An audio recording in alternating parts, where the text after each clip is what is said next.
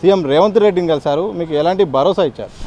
అంటే మేము కాంగ్రెస్ పార్టీలో వండుకుంటూనే 4 సీట్లలో 1 సీటు 2 పార్లమెంట్ సీట్లు ఇవ్వాలని మేము కాంగ్రెస్ పార్టీలో నుంచి పోరాడినాం. గాంధీభవన్లో వర్కింగ్ ప్రెసిడెంట్ కలిసినాం, ఏఐసీసీలో కలిసినాం, కానీ మాకు అవకాశం రాలేదు. దాని మీద మేము పెద్ద ఎత్తున రౌండ్ టేబుల్ సమావేశం, ఓవరాల్గా తెలంగాణలో ఉన్నటువంటి మాదిగ సమాజం అంతా కూడా మాదిగలకు 2 సీట్లు ఇవ్వాలని మాట్లాడింది.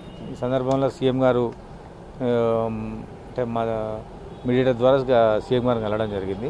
ప్రధానంగా ఏంటంటే ఇవ్వలేని పరిస్థితులు కూడా మాకు వివరించడం జరిగింది.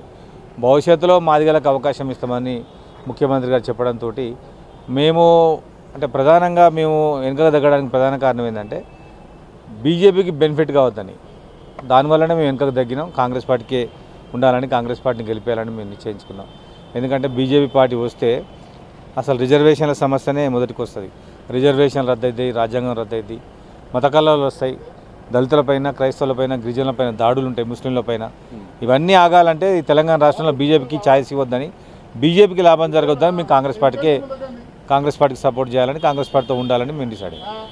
మొన్నటికి మొన్న మోత్పల్లి నరసింహులు మాట్లాడారు. నిన్న సర్వే సత్యనారాయణ కూడా మాదిగలకు అన్యాయం జరుగుతుంది కాంగ్రెస్ పార్టీలోని, ప్రధానంగా సొంత పార్టీలోనే విమర్శలు వస్తున్నాయి. ఏం చెప్తారు?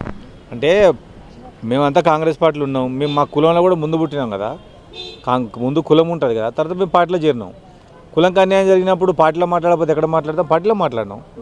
తప్పే ఉంది ఇందులో. కాంగ్రెస్ పార్టీ పెద్ద పార్టీ, మా వర్గాలకు న్యాయం చేసే పార్టీ, మాకు న్యాయం చేయమని అడిగినాం, మాదిగలకు అవకాశం ఏమైనా కోరినాం.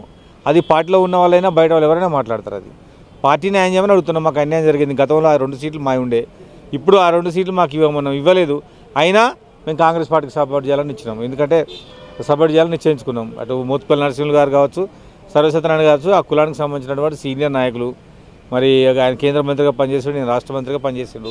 జరుగుతున్న అన్యాయాన్ని ప్రజలకు కన్నా పార్టీకి వివరించినాం. మేమందరం కూడా పార్టీ మాకు న్యాయం చేస్తామని, భవిష్యత్తులో అవకాశం ఇస్తామని, భవిష్యత్తులో మాదిగలకు పెద్దపెట్టని చెప్పింది. దానివల్ల వెనక తగ్గి మేమందరం కూడా కాంగ్రెస్ పార్టీకి సపోర్ట్ చేయాలని నిశ్చయించుకున్నాం.